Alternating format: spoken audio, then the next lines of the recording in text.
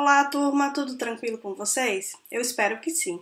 Vamos lá? Hoje nós vamos falar de um tema bastante interessante para a nossa disciplina, tá? Na nossa disciplina, Teoria dos Direitos e Deveres Fundamentais. Esse tema vocês já devem ter estudado lá no direito constitucional ou mesmo em algumas abordagens dentro da introdução ao estudo do direito, mas a gente precisa fazer um resgate aí dessa parte teórica para que a gente consiga reconstituir, então, os direitos, a questão dos direitos fundamentais, teoricamente, tá certo? Então, vou mostrar aqui para vocês, né, os temas da aula de hoje. Na verdade, nós vamos enfocar nessas duas questões. Primeiro, nas dimensões dos direitos fundamentais e nas suas características, tá certo? Na próxima aula, nós vamos tratar da questão do conceito de direitos fundamentais, a titularidade, os destinatários desse direito, né? Quem são os titulares e a quem esses titulares devem exigir o cumprimento dos direitos fundamentais, e vamos falar também das funções dos direitos fundamentais dentro do ordenamento jurídico, tá certo? Mas por hora nós vamos abordar então, tratar a questão das dimensões, né?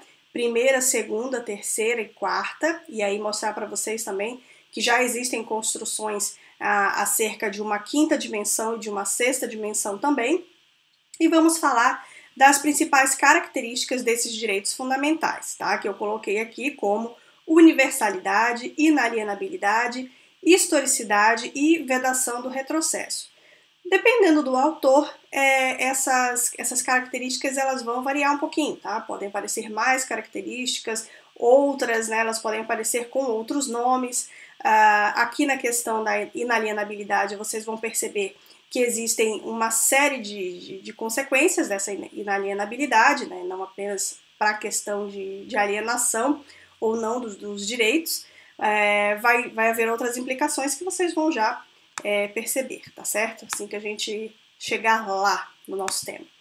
Bom, primeiramente, vamos falar aqui um pouquinho sobre a ideia de direitos fundamentais, né? E eu coloquei aí /direitos humanos, porque partindo das nossas aulas anteriores, dos autores que nós vimos, os direitos fundamentais, a gente pode dizer que eles também são direitos humanos, né? Então nós vimos que esses direitos humanos, os direitos fundamentais, eles são direitos basilares, eles são direitos que vão se manifestar, na verdade, a diferença de um para o outro vai ser na forma de manifestação, né? Enquanto nos direitos humanos nós vamos ter a consolidação desses direitos no campo internacional, os direitos fundamentais eles vão estar colocados dentro do ordenamento jurídico interno dos países, né? Normalmente na Constituição Federal. Então, coloquei aí meio que junto, né? A gente vai trabalhar essas duas categorias sempre de uma maneira bastante vinculada, né? Apesar de haver essas distinções. Então, a gente vai partir do conceito do Norberto Bobbio, que vai dizer que os direitos fundamentais são conjuntos de faculdades e instituições que, em cada momento histórico, concretizam as exigências da dignidade, da liberdade e da igualdade humanas, que devem ser reconhecidas positivamente pelos ordenamentos jurídicos a nível nacional e internacional, tá certo? Então aqui, na verdade, é um conceito que cabe, né, tanto para os direitos fundamentais quanto para os direitos humanos, porque ele abarca essa dimensão de observância, né, e de garantia dos direitos fundamentais e humanos, né, seja no nível nacional ou internacional.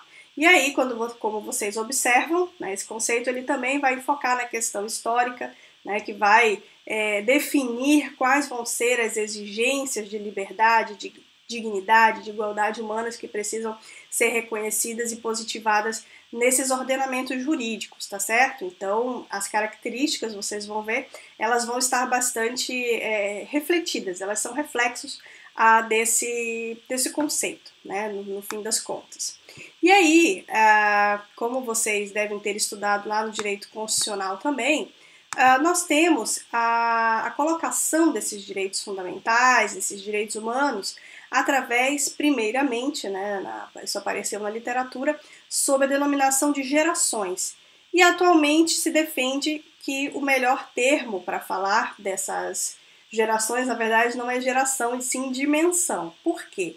Porque a ideia de geração, ela passa uma impressão de descontinuidade, né? Como se uma geração viesse e depois fosse substituída por outra geração.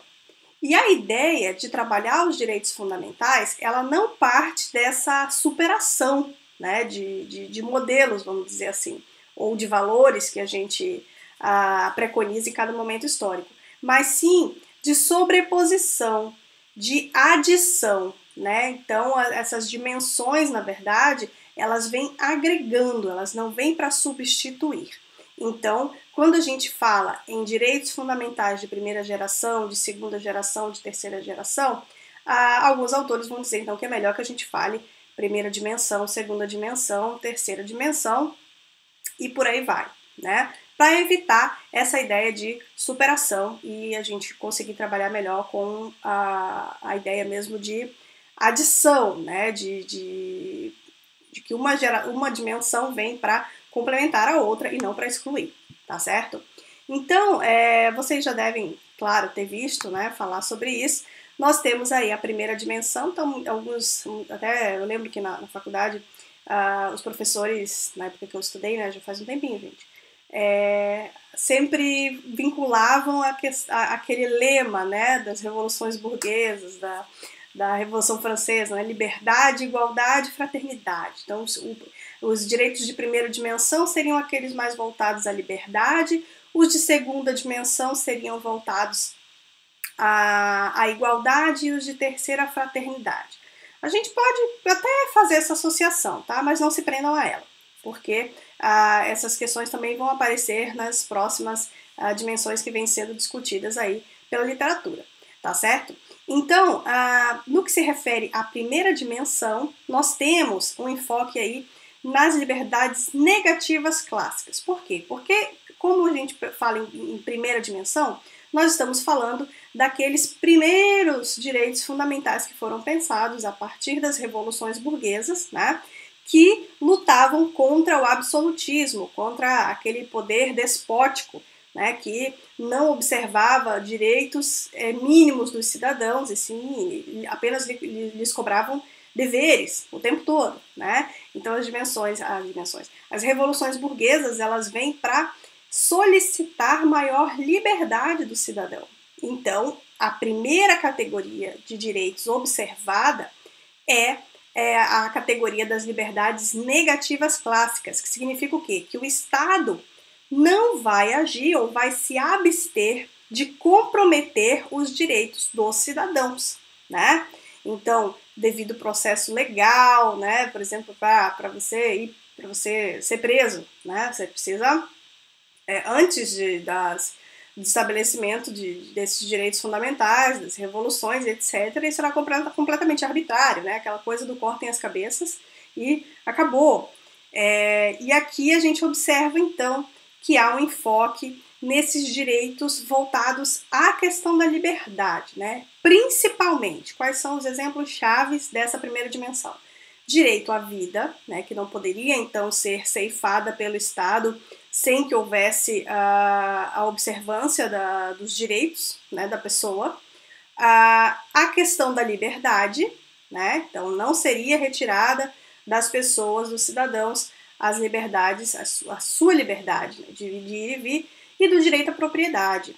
Essa tríade, ela vai ser bastante importante até para a nossa construção, né, do direito brasileiro, do direito dos países que foram colonizados por países europeus. Então a gente importa essa base jurídica e começa a construir o nosso direito a partir daí, tá?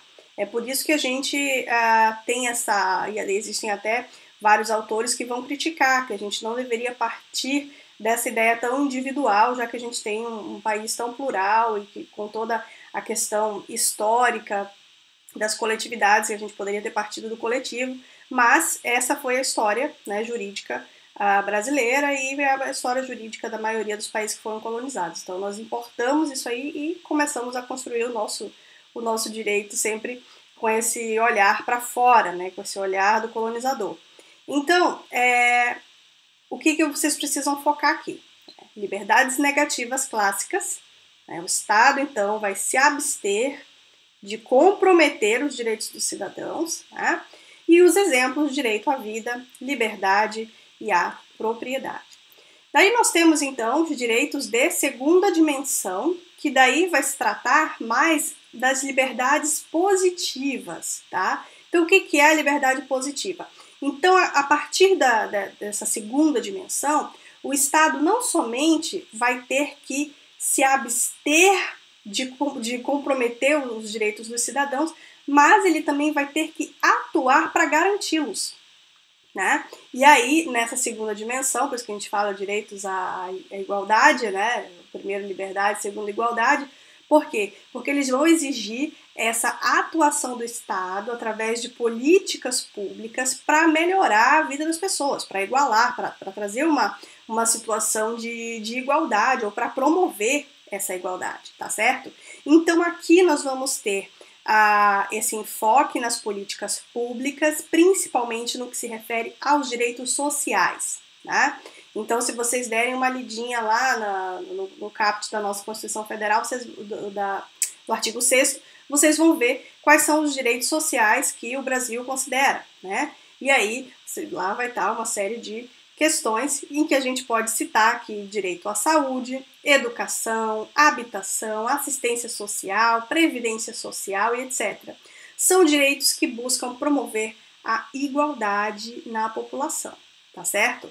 Então, esses seriam os direitos voltados à segunda dimensão, que seria essa dimensão relacionada mais com os direitos sociais, certo?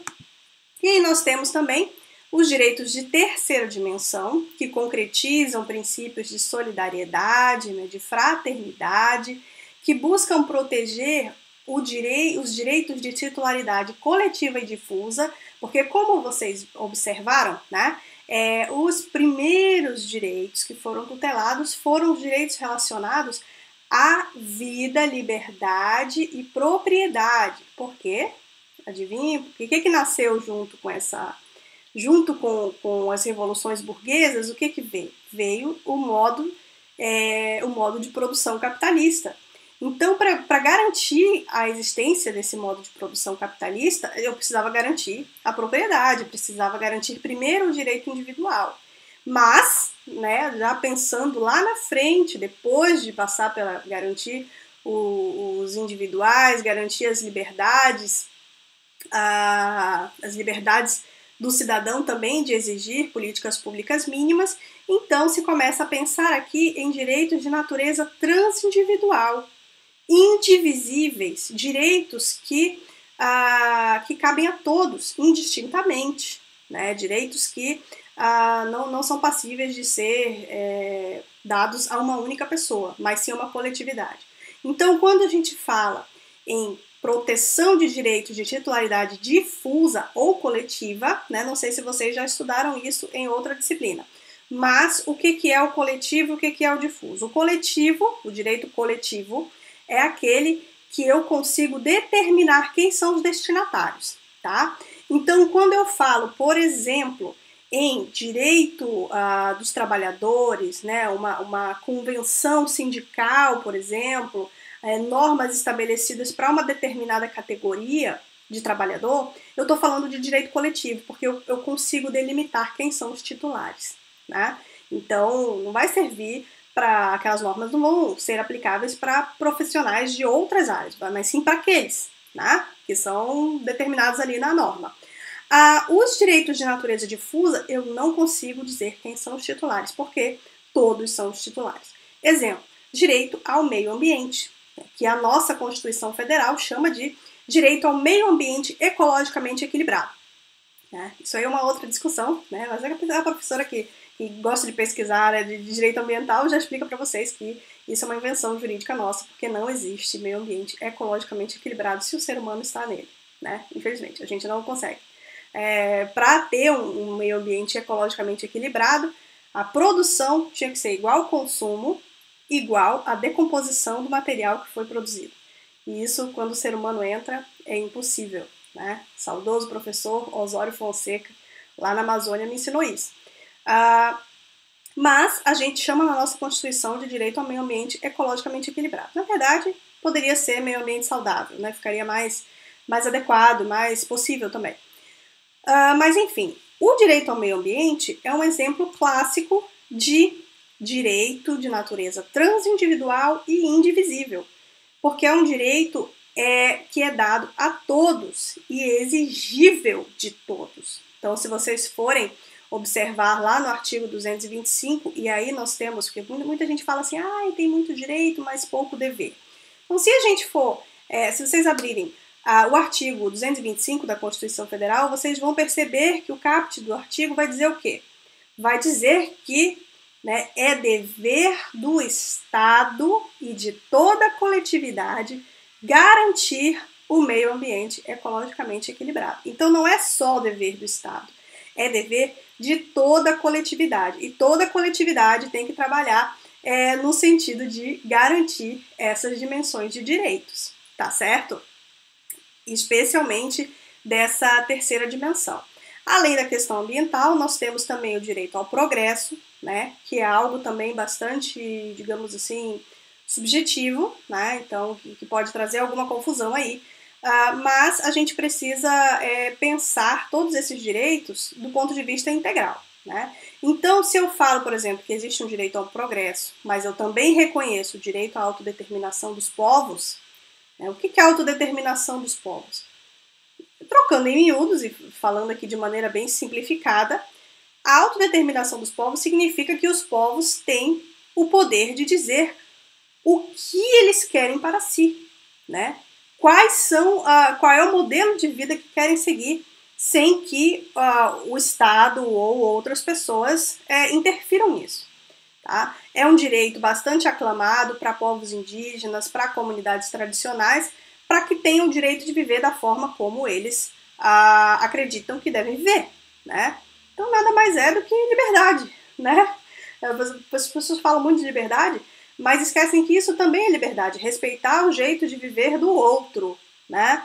E com questão quando a gente pega esse direito, por exemplo, da autodeterminação dos povos e o direito ao progresso, o que é que nós observamos? Que muita gente quer impor o direito ao progresso, por exemplo, como se fosse algo maior do que a autodeterminação dos povos. E aí a gente vê diversos conflitos vindos a partir daí. Por exemplo, né, complexo hidrelétrico de Belo Monte, né, afetou várias comunidades indígenas, né, destrói ali o modo de vida das comunidades que não queriam a instalação, tá? A boa parte delas, pelo menos, mas em nome de um direito ao progresso, a necessidade de produção de energia elétrica, interesse nacional, esse direito à autodeterminação desses povos acaba sendo solapado. Então aí tem pano para manga para discussão e vários problemas que a gente observa que advêm daí, tá certo? Então, assim, todos esses direitos, eles não são pacíficos nem um pouco, né? Então, eles geram, sim, conflitos, eles geram polêmicas, problemas que a gente precisa resolver, né? Precisa fazer aí o sopesamento dos direitos, dos princípios, para buscar, então, uma convivência harmônica e pacífica, né? Diante dos conflitos que vão surgir, né? Um dia a gente chega lá. Pensando numa quarta dimensão, o que seria, então, uma quarta dimensão? Na primeira eu tenho liberdade, na segunda eu tenho igualdade, na terceira fraternidade. Aqui na quarta dimensão, na verdade, não há bem assim, um consenso doutrinário sobre ela. Mas o que se costuma colocar é que os direitos que advêm dessa quarta dimensão estão relacionados à globalização política, né? Então, quando a gente fala desse fenômeno de globalização, o que nós estamos dizendo?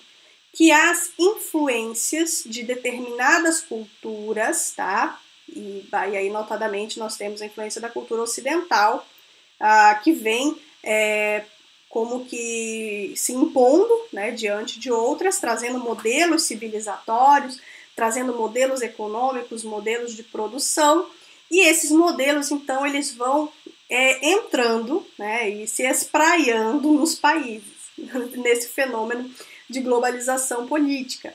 Então, se vocês observarem hoje em dia, até para pensar na questão da soberania, né, que a gente estuda lá no direito internacional, o Estado Nacional hoje, a gente pode dizer que ele goza de uma soberania ilimitada?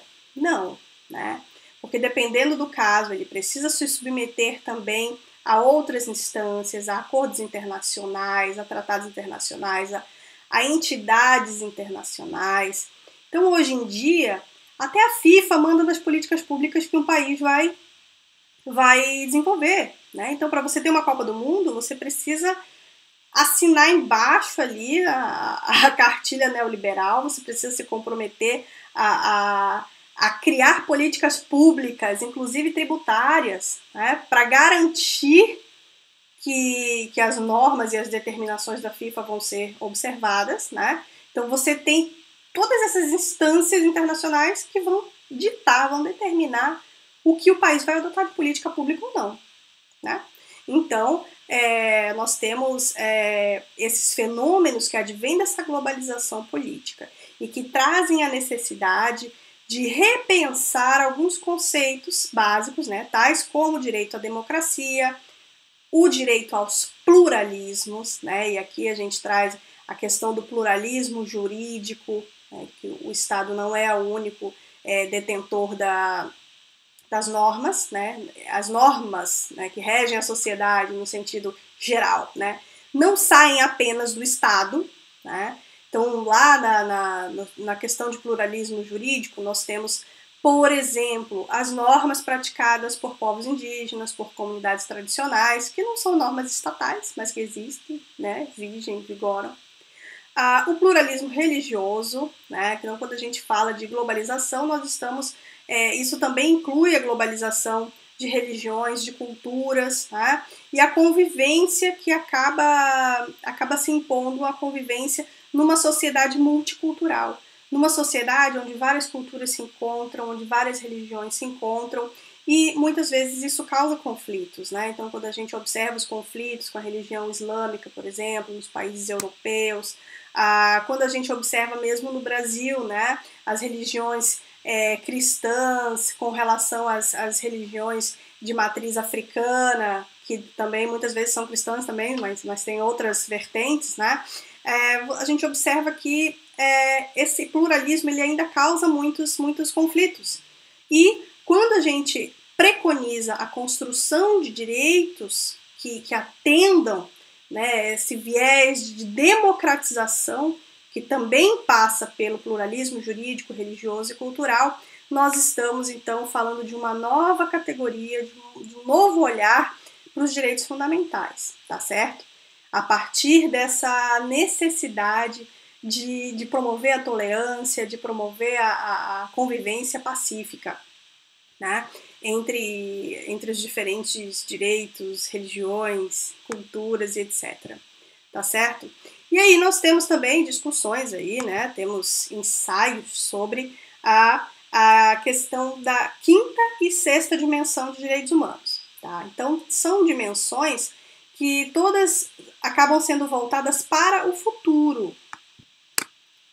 Então, os direitos de quinta dimensão, né, um dos defensores aqui é o Paulo Bonavides, e ele vai dizer que esses direitos de quinta dimensão eles têm que estar relacionados à paz no sentido geral, né? E isso também vai se relacionar e vai resultar dessa busca pela harmonização das diferentes vertentes sociais, né, que nós vimos também na quarta dimensão, mas sobretudo a essa ideia mesmo, digamos que eu diria que seria assim, uma junção de todas as outras dimensões, mas no sentido mais da tolerância, de buscar a paz social diante dos problemas que nós ainda temos. Então, por mais que nós tenhamos reconhecidos várias categorias de direitos, é difícil ainda falar de uma sociedade que vive em paz, né, dada a quantidade de conflito que nós temos. E aí, na sexta dimensão, nós temos aí Zumar Fachin, desde Marcelino da Silva, também defendendo o direito de acesso universal à água como um direito de sexta dimensão, né? Então, por que esse direito de acesso universal à água? Porque nós sabemos, né, quem estuda na área ambiental sabe o problema que é a questão hídrica no mundo e no Brasil. Então, nós temos recursos escassos, nós ainda temos tecnologias escassas e caras, né, para observância das condições mínimas, né, do ser humano de obter esse bem tão precioso e tão necessário para a vida, né? Sem água não tem vida. Então, aqueles que pesquisam pensando no futuro, né, eles acabam observando que a questão da água vai se tornar um dia uma problemática bastante considerável do ponto de vista humanitário, né? Então, a gente precisa garantir esse direito ao acesso à água, combater questões de algumas iniciativas que aparecem de privatização desse recurso, que é algo gravíssimo, né? Quem quiser assim pensar um pouco, entender um pouco mais sobre a gravidade do que pode ser, né? Eu recomendo assistir essa animação que eu coloquei aqui do lado, né? Uma foto. A animação chama Uma História de Amor e Fúria e conta, na verdade, sabe essas histórias que passam em vários momentos históricos? É o caso dessa animação, é uma animação brasileira, tá? A dublagem dos autores principais é feita pelo Selton Mello, pela Camila Pitanga. Eu amo demais esse filme. É triste, né? É bem deprê. Quem tiver meio deprê, não assista. Porque mostra faz uma retrospectiva histórica dos problemas sociais, ambientais que nós enfrentamos desde lá da colonização, né, até uma projeção futura de estado extremo de mercantilização da natureza, onde toda a água ela é mercantilizada, né, e a questão da militarização excessiva das relações humanas aparece também nessa animação. Quem quiser assistir, tiver de bobeira e não tiver depressivo, assista, tá bom? A gente toma até uma água para falar de água, mas é algo que realmente precisa de um cuidado, demanda um cuidado todo especial no que se refere aos direitos fundamentais, tá certo? Então, quinta dimensão, direito à paz, sexta dimensão, direito de acesso universal à água.